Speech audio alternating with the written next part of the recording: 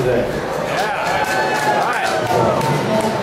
Okay, so I'm going to give a presentation about how to build your own digital instrument or digital interface. This is going to be a presentation that's very general. You don't need any prior electronics knowledge. And this is going to be more me telling you what my method is. It might not be your method, but this is what worked for me, and I think it can be helpful.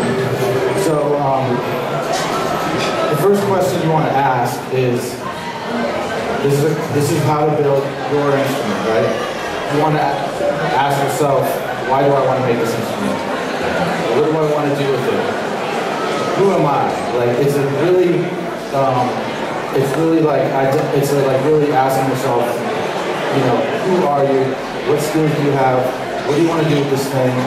And why do you want to do it? So that's the first step.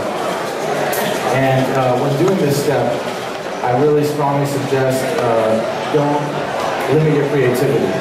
If you want to build like a rocket ship that it flies to the moon and back, and it's like a harp that has a string from Mars to Earth, and you plug it, just do it. Like just whatever you can think of, just put it and put it down on paper. And I always tell this to people, and I tell them to draw it and try and detail it as much as possible, because when you're committed to paper, you start like formalizing the ideas. I'm going to show you some drawings that I got when I asked these people this question.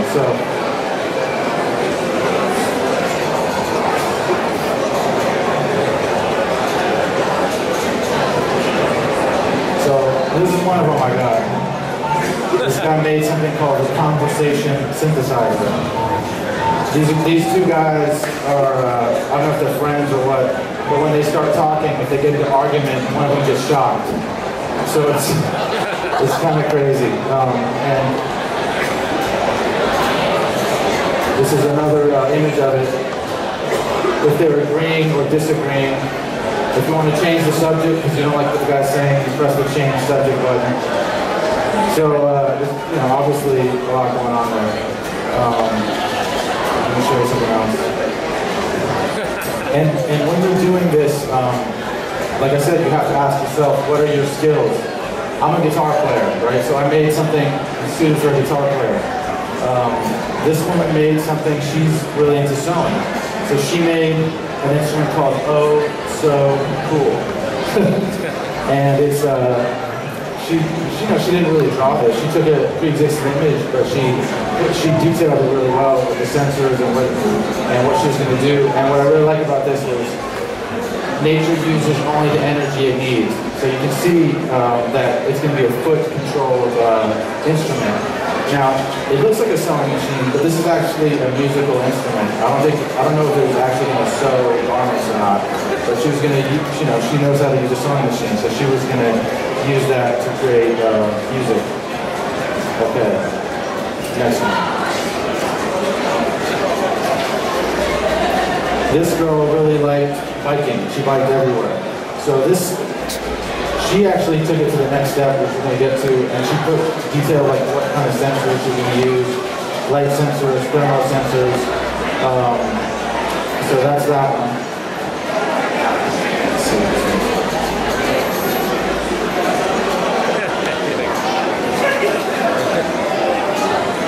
Okay.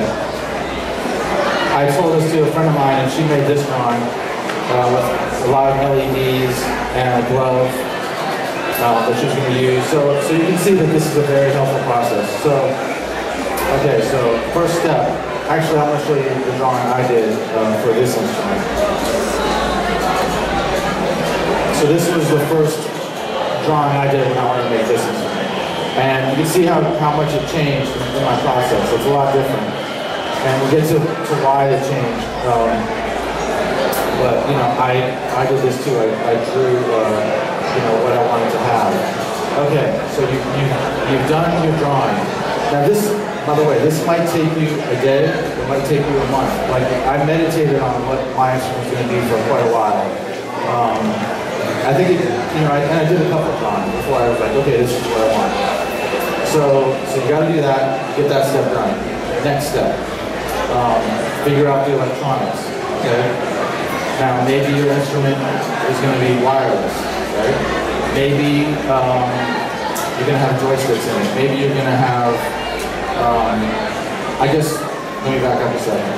When you figure out the electronics, we're going to be talking about sensors, at least in my process. We're going to be using sensors. Now, sensors are these things are called sensors.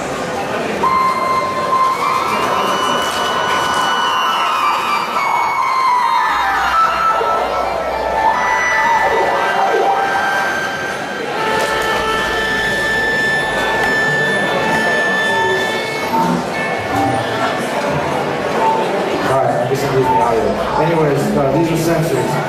Now, there's two kinds of sensors. There's analog sensors and digital sensors. So you can take both into account. Now, an analog sensor, a digital sensor, let's say, has two states. That's why it's digital. This is, for example, a digital sensor. It's a toggle switch. This has this one and that one. Two states.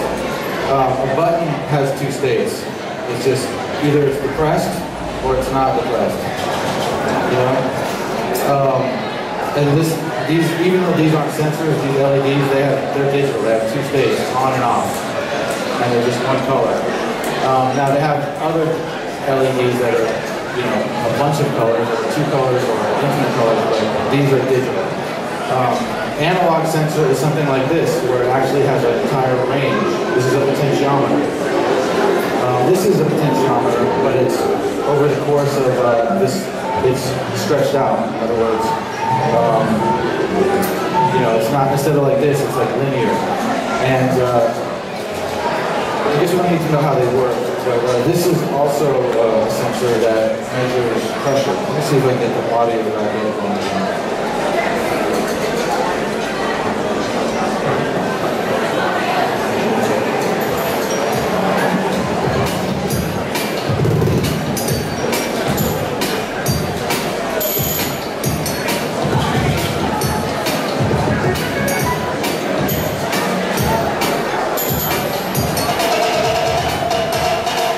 Okay, so this pressure sensor, it's just, you know, how hard you touch it.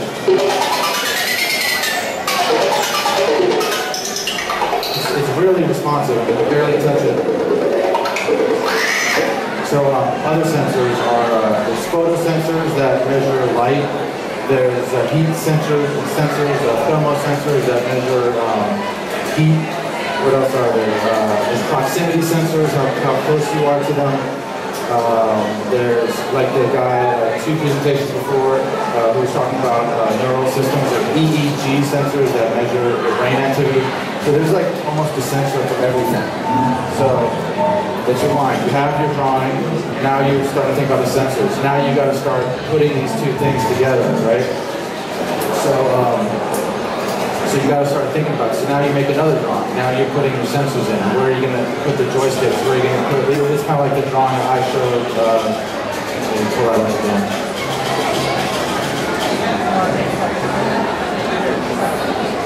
So you can see in my drawing, original drawing, I wanted this thing.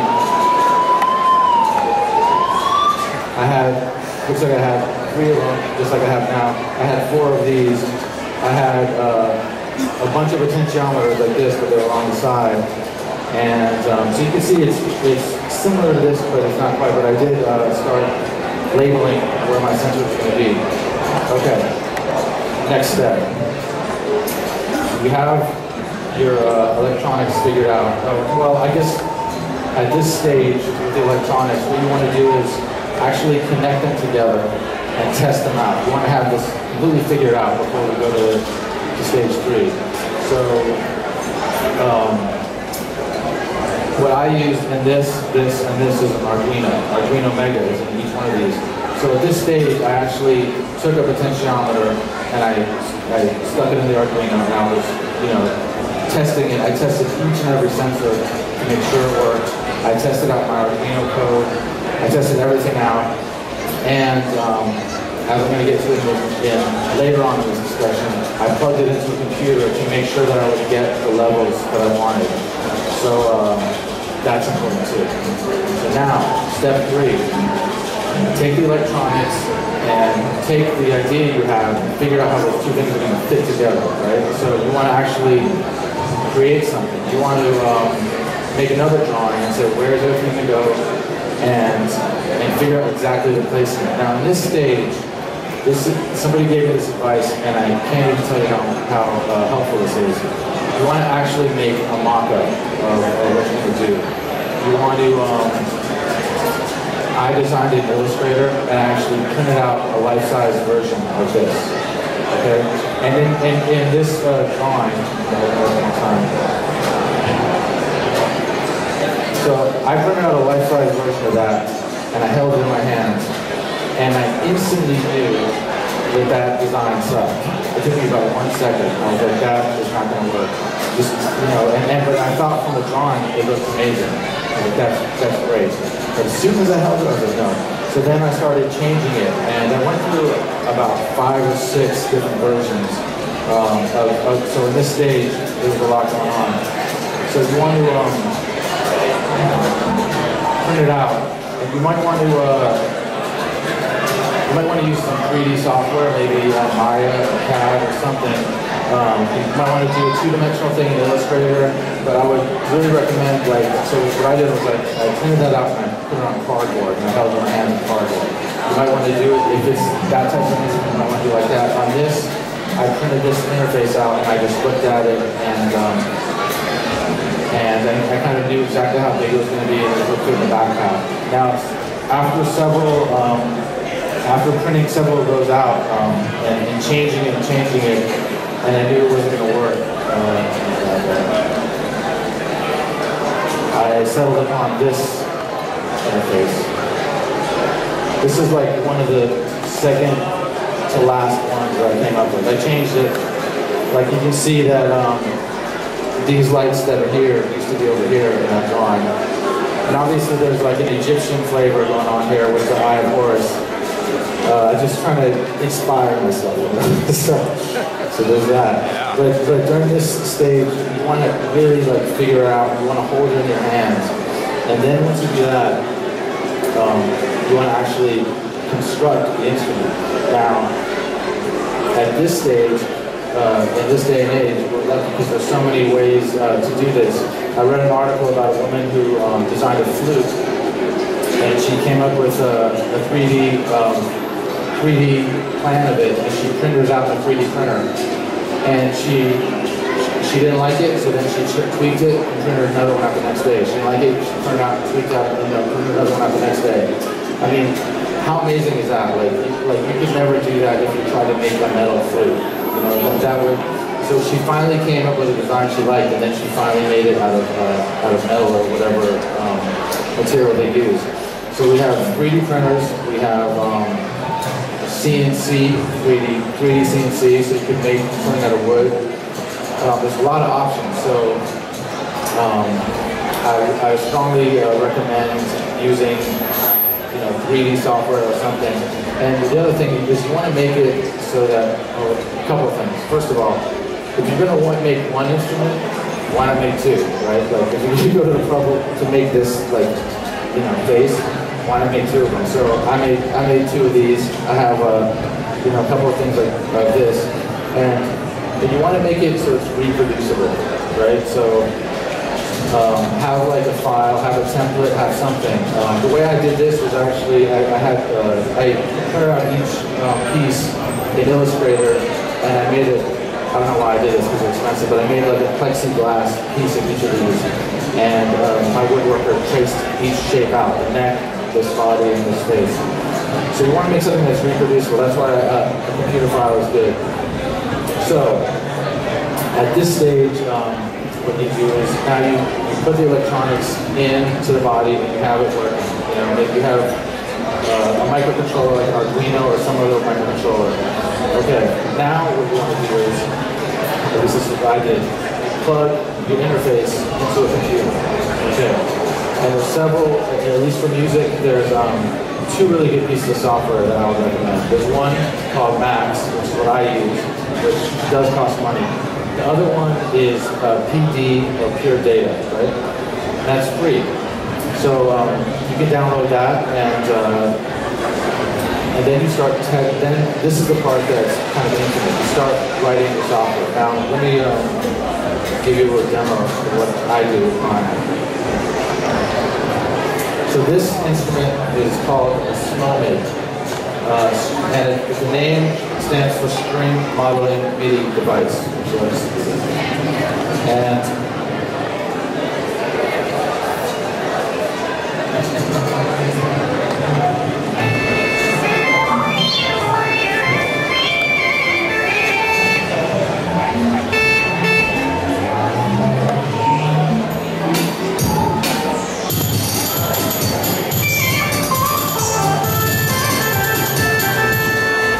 so I can play this just like a regular, I can't really, it's not really like a regular guitar, but I can play it, it's tuned like a guitar, and I can use my guitar playing skills to interface with it.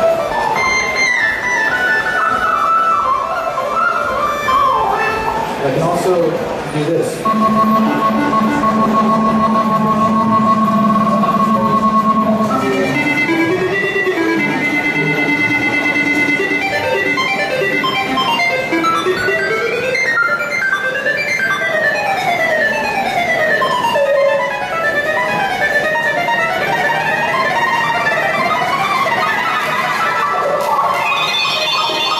So, I can never play that on guitar. You know, if I practice for the rest of my life, I'd never be able to play that. So what this is giving me an opportunity to do is take my imagination and run wild. Like, what do you want to do? What is it that you want to achieve? And I'm interfacing this with this as a guitar player, but obviously that's not something you can play on the guitar. You know? So, and that's all done in the software. I use Max, like I said, and you can use Max or PD. What's that? Okay, so who makes Max? Max is made by Cycling 74. And by the way, if anyone has questions, I should have said this before, feel free to interrupt me at any point. So I'm not going to be offended like that guy did. Just shout it out. I don't care. That's totally fine. So now, let's see. Last phase. Okay, so now, once you've done that, like I said, it's kind of infinite, and then you go on, like, this is the fourth iteration of this instrument. So, you know, and I'm actually planning out on making another one. So you can, I mean, once you've got to this stage, theoretically, you should have your instrument in your hands, and you can start performing with it, playing with it, and then you can really start figuring out what you might need to do. So for me, what would I need in a future iteration? There's a couple of mistakes here. This button in the back, see that? That's the reset button. If I hit that, the show will be over. So it's kind of not placed very well. And that's something I didn't really know. So next, I mean, it's okay. I'm not really, but you know, I might hit it. But other than that, you know, I want to change these LEDs so that they're, you know, full color resolution LEDs instead of just one color. So I think at this point maybe I'll just give you guys a little demo of my instrument. Unless anyone have any questions?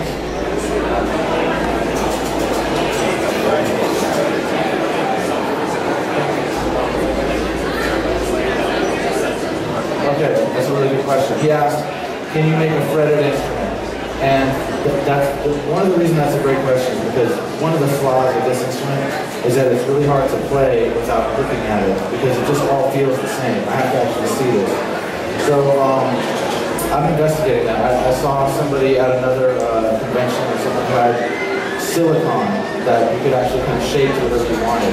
So I want to get those strips of silicon with the frets built into it, like a little ridge, and they're also pressure sensitive.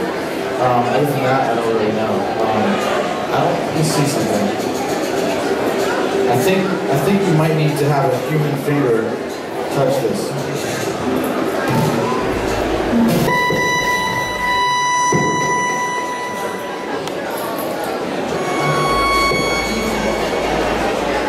Yeah. need, I don't think it'll work. You can't just put something on it, otherwise it'll break the resistance up. Okay, I don't know. I'm gonna look into that. You know, that's one of my main things I'm looking into, is how to play this with a tactile sensibility. Because as a guitar player, I can just play guitar with my eyes closed. So I'm gonna give you a little demo right now.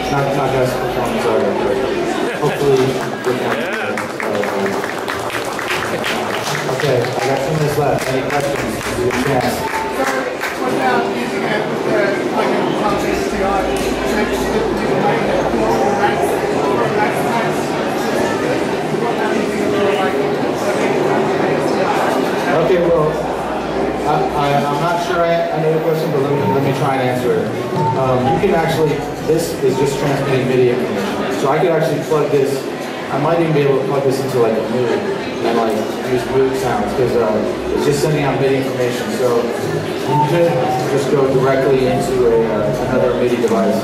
Now, the MIDI computers are like this big now. You don't necessarily need this. And one of my concepts is to have that inserted into here. You know, not into Mac at all. That's my ideal thing. Does that answer the question? Okay, cool. Anything else? Okay, these are called pure MIDIs. And, you know, I'm such a crazy person that I didn't have enough buttons and sensors on this, so I made this, and then after this I needed even more, so I made that. So it just was like, you know, building more stuff. What's that? Okay, total cost. Good question.